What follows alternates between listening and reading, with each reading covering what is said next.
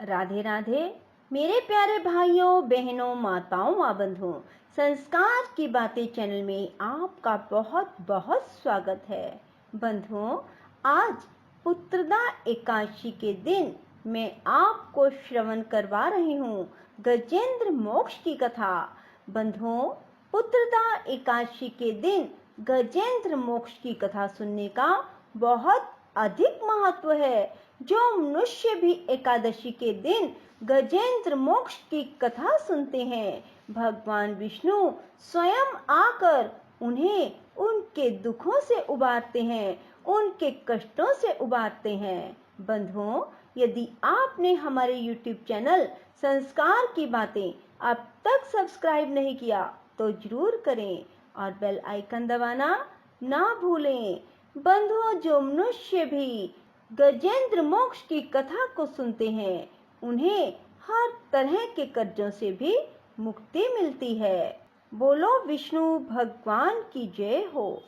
श्री सुखदेव जी ने कहा, बुद्धि के द्वारा निश्चय करके तथा मन को हृदय प्रदेश में स्थिर करके वह गजराज अपने पूर्व जन्म में सीखकर कंठस्थ किए हुए सर्वश्रेष्ठ एवं बार बार दोहराने योग्य निम्नलिखित स्त्रोत का मन ही मन पाठ करने लगा। गजराज ने कहा, जिनके प्रवेश करने पर अथवा जिनकी चेतना को प्राप्त करने पर ये जड़ शरीर और मन आदि भी चेतन बन जाते हैं, अर्थात चेतन की भांति व्यवहार करने लगते हैं। ओम शब्द के द्वारा लक्षित संपूर्ण शरीरों में प्रकृति एवं पुरुष रूप से प्रविष्ट हुए उन सर्वसमर्थ परमेश्वर को हम मन ही मन नमन करते हैं, जिसके आधार पर यह विश्व टिका है, जिनसे यह उत्पन्न है, जिन्होंने इसकी रचना की है, जो स्वयं ही इसके रूप में प्रकट हैं, फिर भी जो इस दृश्य जगत से एवं उसकी कारण भूता प्रकृति से सर्वथा परे एवं श्रेष्ठ हैं, उन अपने आप पैदा हुए अर्थात स्वयंभू बने हुए भगवान की मैं शरण लेता हूँ। अपनी संकल्प शक्ति के द्वारा अपने ही स्वरूप में रचे हुए और इसीलिए सृष्टि काल में प्रकट और प्रलय काल में उसी प्रकार अप्रकट रहने वाले इस शास्त्र प्रसिद्ध कार्य कारण रूप जगत को, जो अकुंठित दृष्टि होने के कारण साक्षी रूप से देखते रहते हैं और उनसे लिप्त नहीं होते, वे चक्षु आदि प्रकाशकों के भी परम प्रकाशक प्रभु मेरी रक्षा करें। समय के प्रवाह से संपूर्ण लोकों के एवं ब्रह्म आदि लोकपालों के पंचभूतों में प्रवेश कर जाने पर पंचभूतों से लेकर महत्त्व पर्यंत संपूर्ण कारणों के उनकी परम कारण रूपा प्रकृति में लीन हो जाने पर उस समय दुर्गे तथा अपार अंधकार रूप प्रकृति ही बच रही थी। उस अंधकार के परे अपने परम धाम में जो सर्वव्यापक भगवान सब और प्रकाशित रहते हैं, वे प्रभु मेरी रक्षा करें। भिन्न भिन्न रूपों में नाट्य करने वाले अभिनेता के वास्तविक स्वरूप को जिस प्रकार साधारण दर्शक नहीं जान पाते, उसी प्रकार सत्व प्रधान देवता अथवा ऋषि भी जिनके स्वरूप को नहीं जानते, फिर दूसरा साधारण जीव तो कौन जान सकता है अथवा वर्णन कर सकता है। ऐसे वे दुर्गम चरित्र वाले प्रभु मेरी रक्षा करें। आसक्ति सर्वथा छूटे हुए संपूर्ण प्राणियों में आत्म बुद्धि रखने वाले, सबके अकारण हेतु एवं अतिशय साधु स्वभाव मुनिगण, जिनके परम मंगलमय स्वरूप का साक्षात करने की इच्छा से वन में रहकर अखंड ब्रह्मचर्य आदि अलौकिक व्रतों का पालन करते हैं, वे प्रभु ही मेरी गति हैं।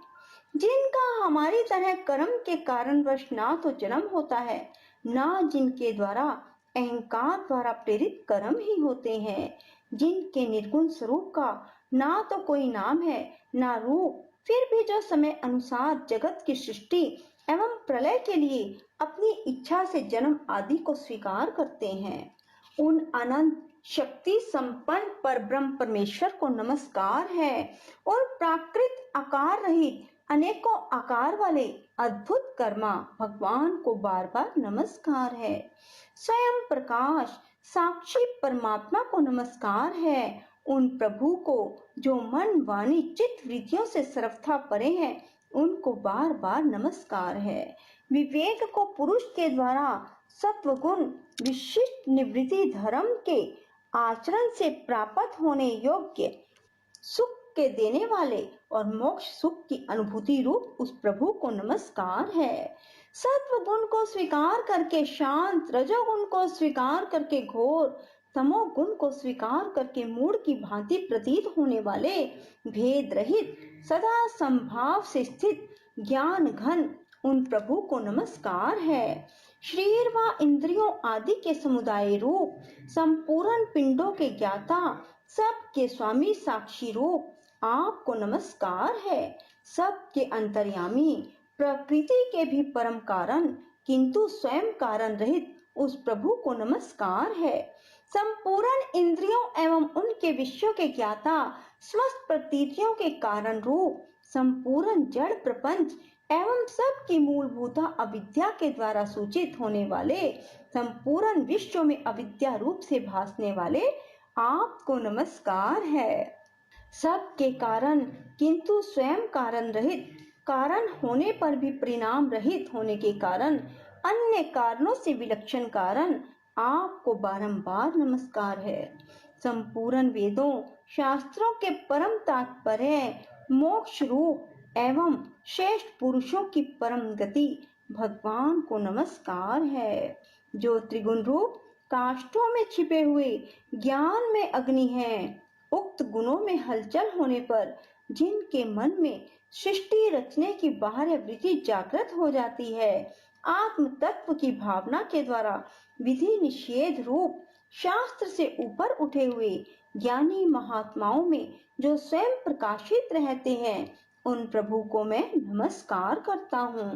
मुझ जैसे शरणागत पशु तुल्य अर्थात अविद्याग्रस्त जीव की अविद्या रूप फांसी को सदा के लिए पूर्ण रूप से काट देने वाले अत्यधिक दयालु, दया करने में कभी आलस्य न करने वाले नित्य मुक्त प्रभु को नमस्कार है।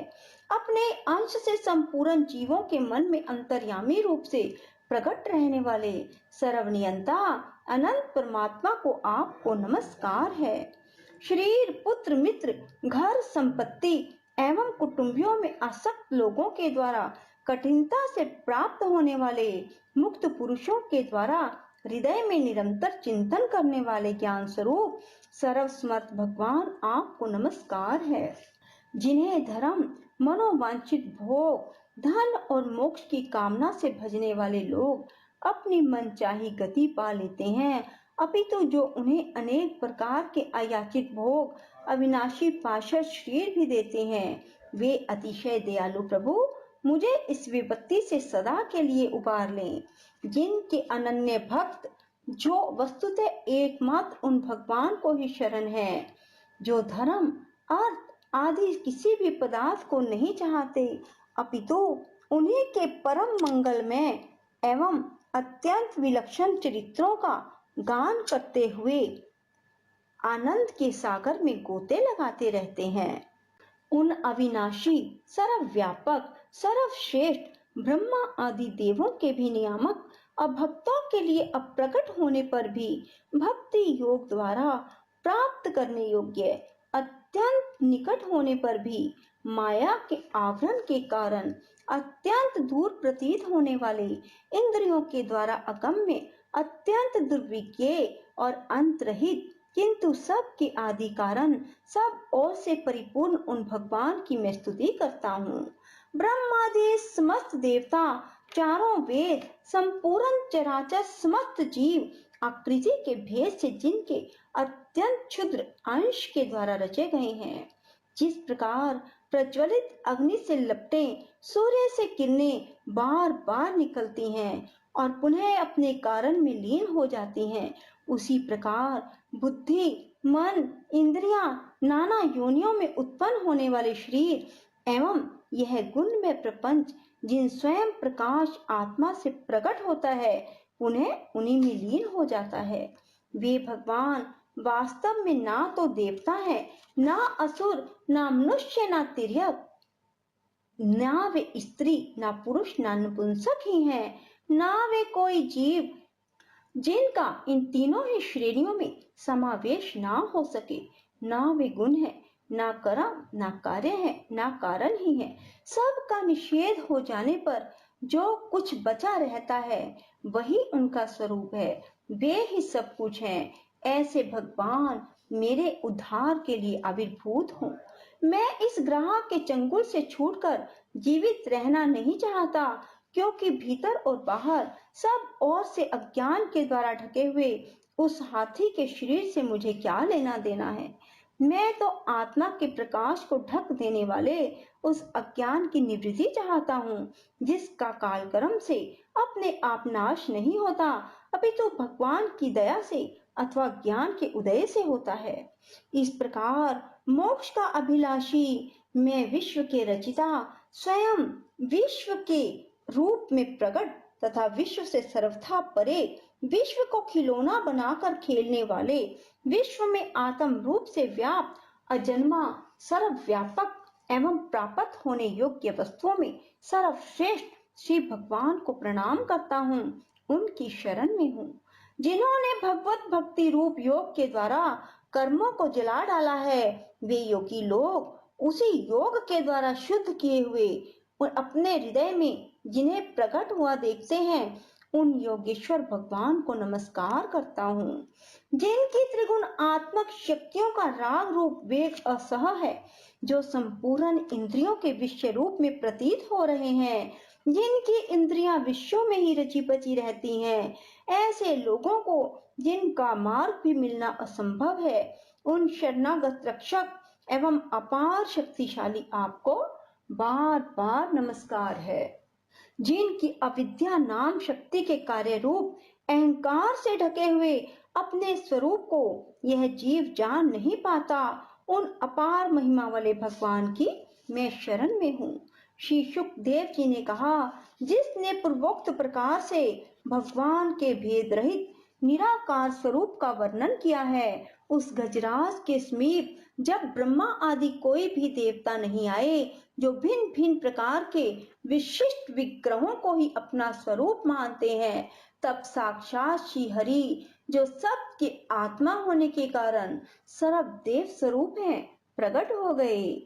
उपयुक्त गजराज को इस प्रकार दुखित देखकर तथा उसके द्वारा गाई हुई स्तुति को सुनकर सुदर्शन चक्रधारी चक्रधार भगवान इच्छा अनुरूप वेग से चलने वाले गरुड़ जी की पीठ पर सवार हो स्तवन करते हुए देवताओं के साथ तत्काल उस स्थान पर पहुंच गए जहां पर वह हाथी था।